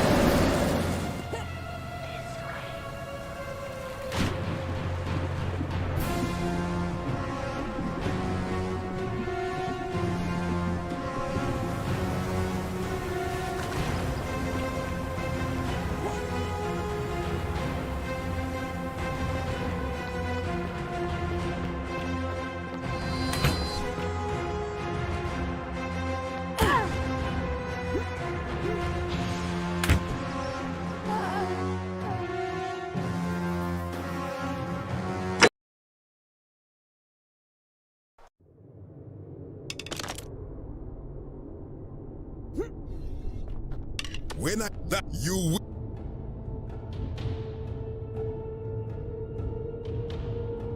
I disagree. You... Very why? Then you admit it. You wish to destroy the sacred beliefs of my people. Many of my ancestors endured great harm. We prepared to have our hearts weighed on it, and yet I arrive here to find the book of the did our priests steal and embellish.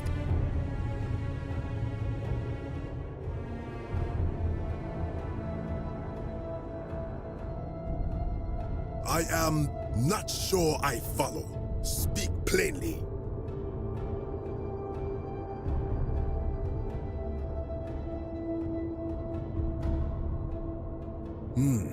Perhaps there is some truth in that. What is your point?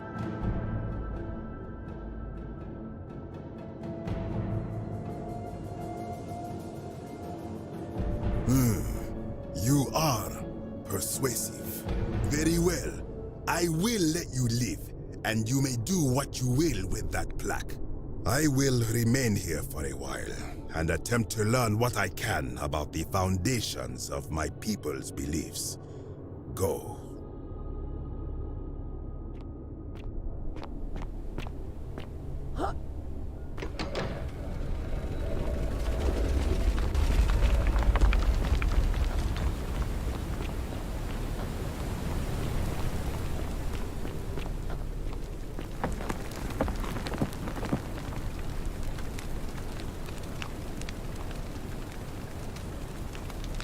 You again.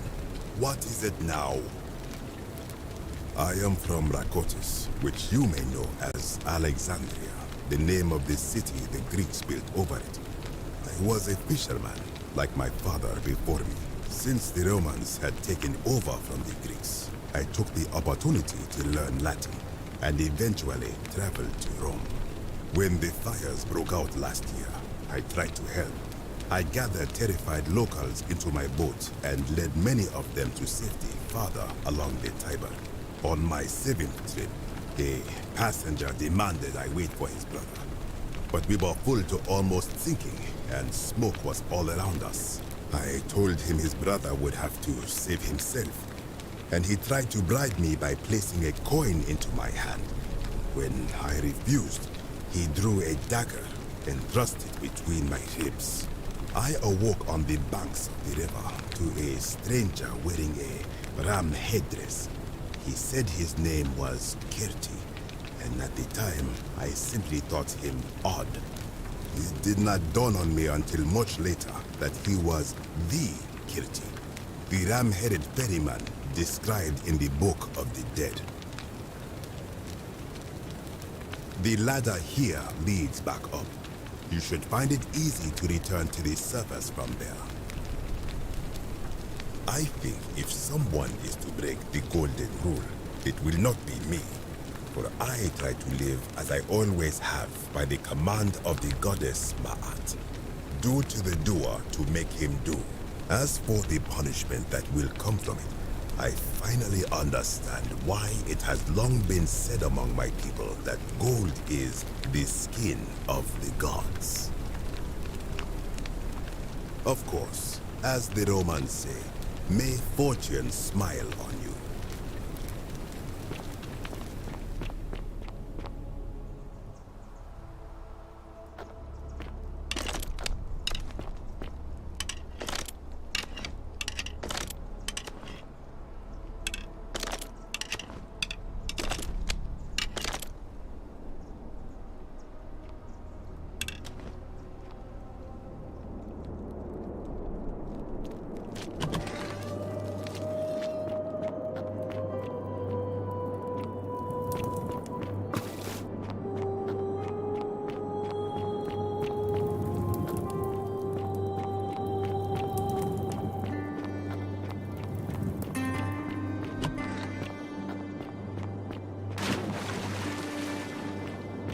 You carry the gift of Prometheus in your hand.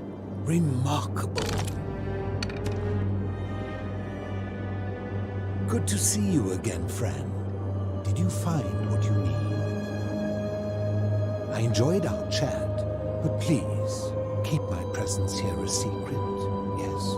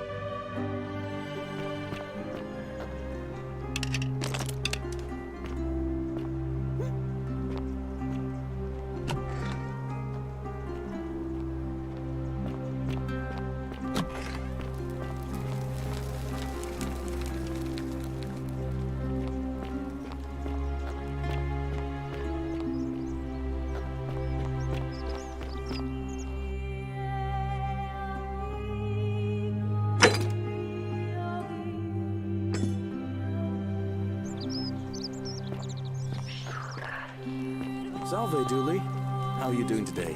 I'm sad. Am I going to die? Hello. Do you like it?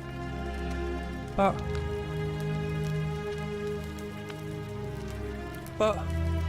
it's mine. And well, like, I don't think he likes me. Yeah, Galerius will let me out. Then you can have my plaque and everyone will be happy. Bye-bye.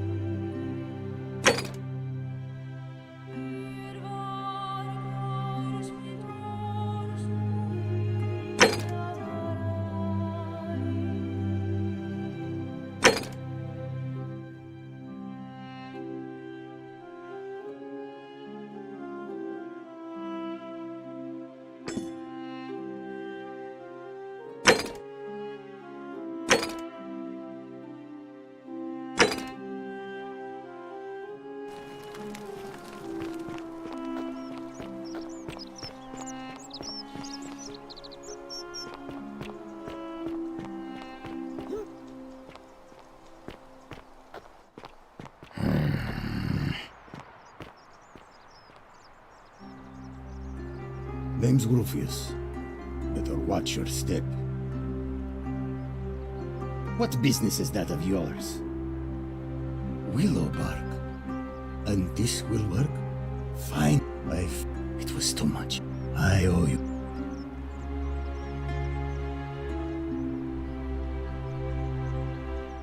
Malleolus. Not sure I trust Sentius. No.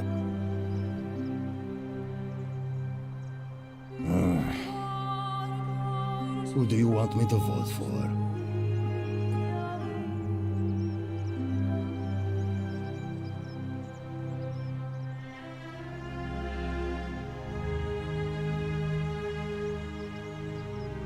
Fine. I'll vote for Sentius. But no more favors. We're square. No idea what you're talking about?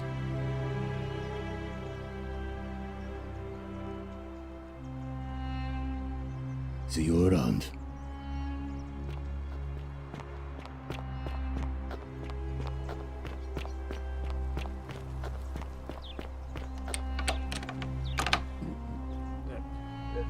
Thank you. Thank you. I am delighted and deeply honored to have been elected your magistrate. Yes, thank you. I'm delighted. Domitius doesn't usually let anyone in here without a hefty tribute, so you must have been desperate to see me.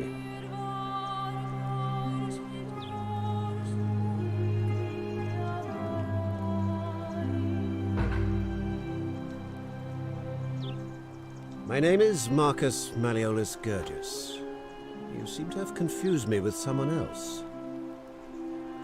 You mean my heterochromia? I am guilty of nothing more than having different colored eyes. And I'm hardly the only person with the condition. Alexander the Great had it too, as it happens. I like to think it is simply the way the gods have chosen to mark a natural-born ruler.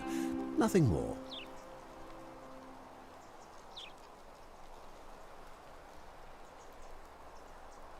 Well, I am not suffering from any delusions, as today's election will firmly establish.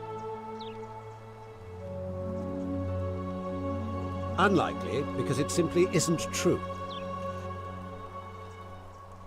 I'm Malleolus, and if it wasn't for this interruption, I'd be practicing my victory speech for the election later today. I'm glad you asked.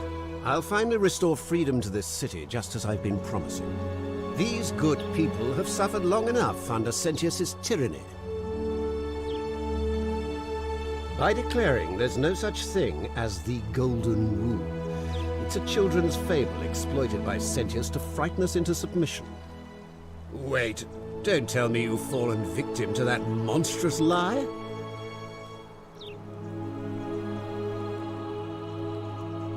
The person making a claim bears the onus of proving that claim. Can you do that?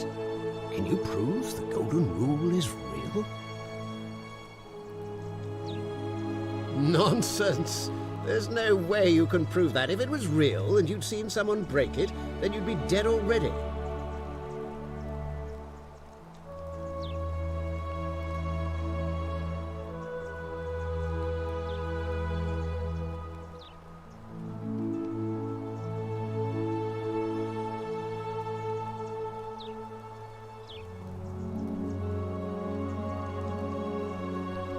I disagree. I'll be guided by what is best for the city's people, and that means giving them the freedom to do as they wish.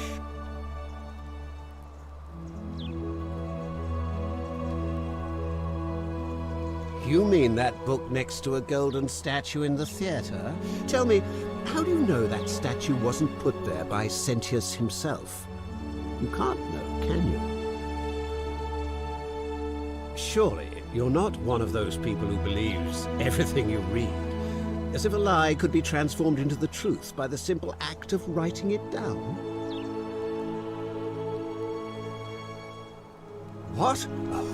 Oh, I see what's happening here. Another poor, vulnerable soul taken in by Sentius's machinations. He won't get away with this much longer. True, but that is simply because you are mistaken. I'm afraid not. We're stuck down here together, for better or worse. We're all going to have to make the best of it. You mean the children's fable exploited by Sentius to scare us all into doing what he wants?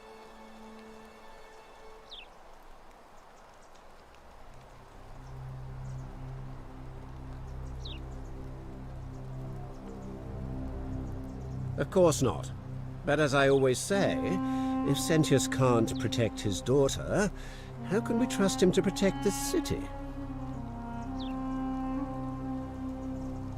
Look, if you're trying to find her, you may wish to check the cisterns beneath this villa.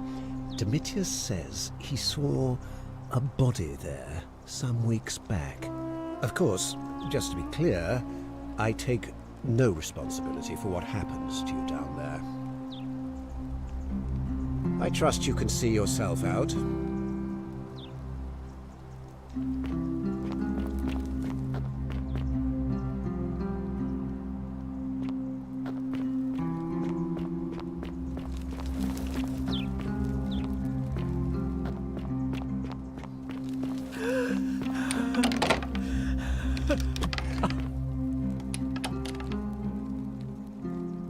You're not supposed to be in here.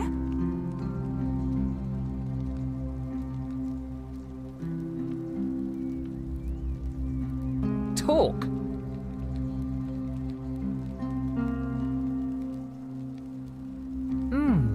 An intriguing proposition. Go on. Perhaps you're not as silly as those clothes make you look. What makes you say that? You know, I may have the very thing you're looking for. Some time ago, when he still cared for me, he wrote me a love letter. Only, he used the wrong name. Now, addressing one's wife by the wrong name is not unheard of among philandering Romans. But in this case, the name he got wrong was his own. I confronted him about it, and he stammered through some incoherent response. I let it go, eventually, and yet questions have lingered in the back of my mind ever since. But wait a minute. Why exactly are you helping me?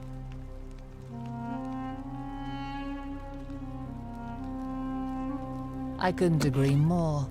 One hand washes the other, as they say. It seems our interests are aligned. I imagine knowing his true identity will give me the leverage I need to manage him appropriately. But first, I need you to do something for me. I want you to bring me some wine. Just one small urn should do it. Oh, don't look at me like that. I know this must be hard for you to wrap your sweet little pleb head around. So what do you need me to spell out?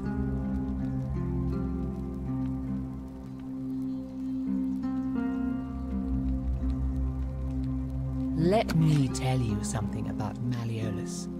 He talks a lot about freedom, but what he doesn't tell you is that he means freedom for men. After all I've done for him, counseling him through his entire election campaign, and he had the audacity to lock me in here. He said it was for my own good, and that my drinking was unbecoming of a lady, let alone the wife of a magistrate. I'll show him unbecoming. Tonight, at his victory party, I'm going to get good and merry, and if he tries to discipline me again, I'll threaten to expose his true identity in front of everyone. I am so looking forward to it.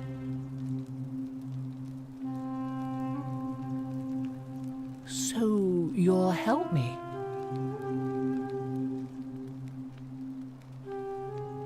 Thank you. Here's the letter.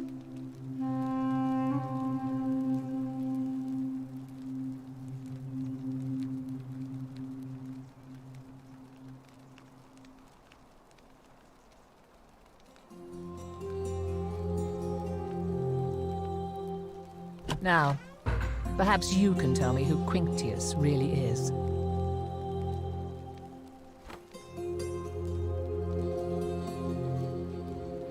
What? He's... Oh no, that's... quite a lot more serious than I imagined. I only wanted some leverage over him, not to destroy him. Give me that immediately. Nobody else must know.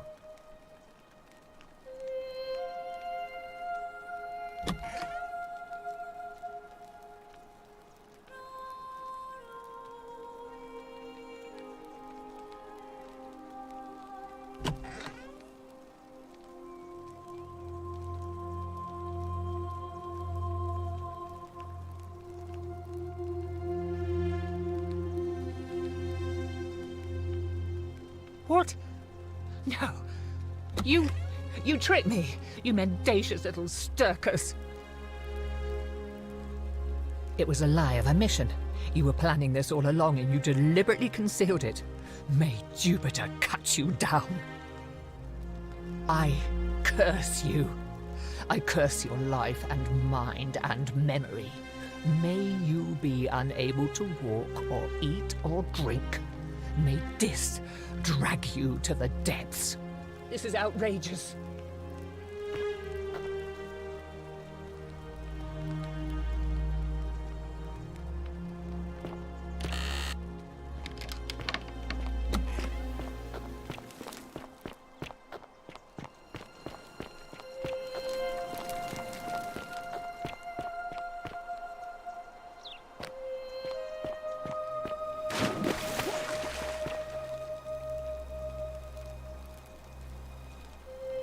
again. What is it now? Are you insane? You barge into my... Why would I with...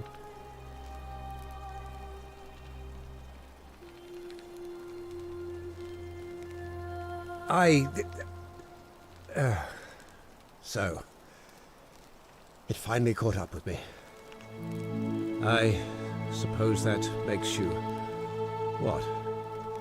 One of Nero's assassins?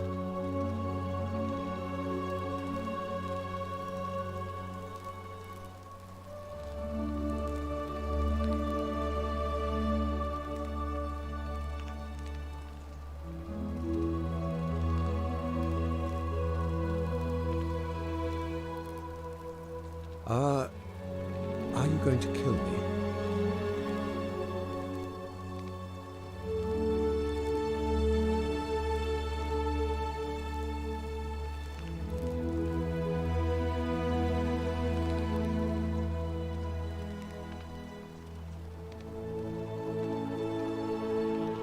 Oh, so much work and money. Oh, well, if I do it, you'd let me live?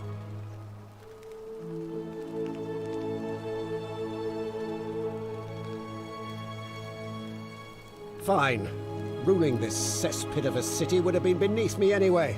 I'll have Domitius notify the priestess of my withdrawal and release those two from debt bondage. There. You got what you wanted. Now, please, leave my villa and never speak to me again.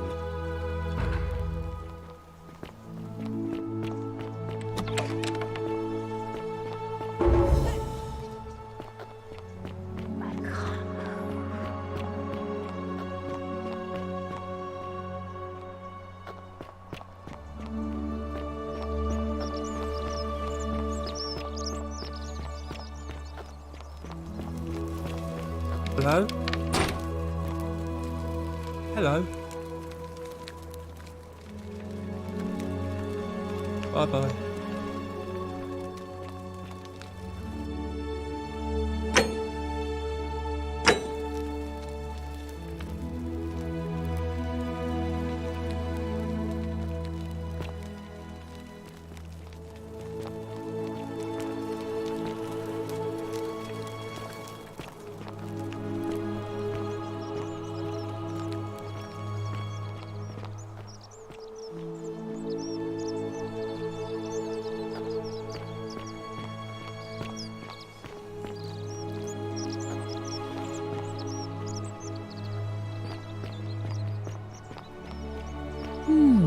A golden bow, just like Apollo and Diana's.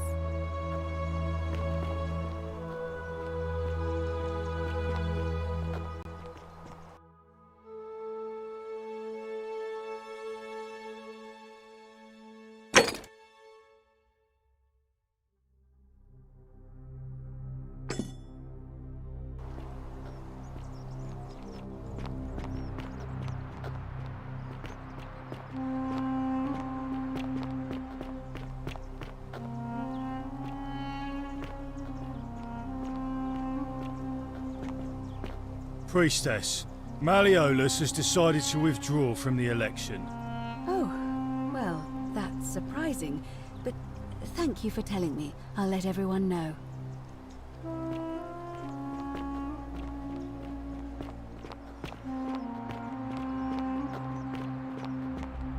Citizens, I have an announcement. Malleolus has withdrawn his candidacy from today's election. Unless any new challengers are nominated by nightfall, Sentius will be re-elected magistrate by default. That is all.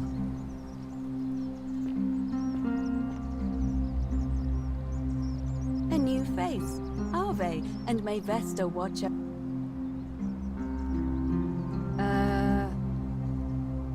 Oh my. That is... let's see. If that is indeed the case, I suppose we'd better figure out what to do about it, hadn't we? We don't have much to go on, except the old stories. I remember 4 in particular about heroes in the underworld. Hercules, the demigod and son. Hercules and so it's... May 14th.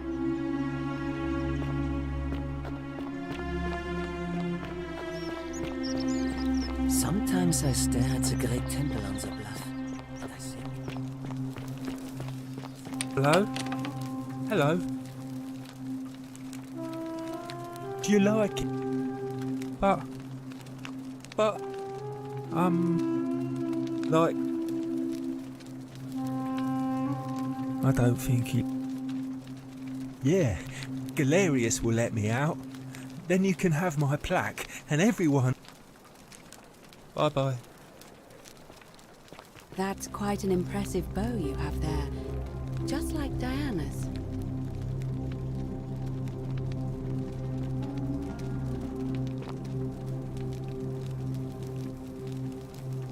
Ave again.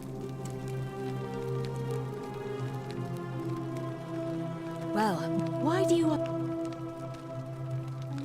Oh, what a good idea. He is a virtuous and decent man, after all. I happen to agree he'd make a wonderful magistrate. I'm responsible for announcing it and making sure the procedures are followed. Certainly. See you again soon, I hope.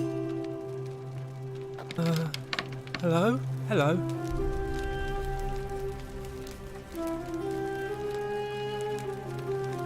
Go. Bye-bye.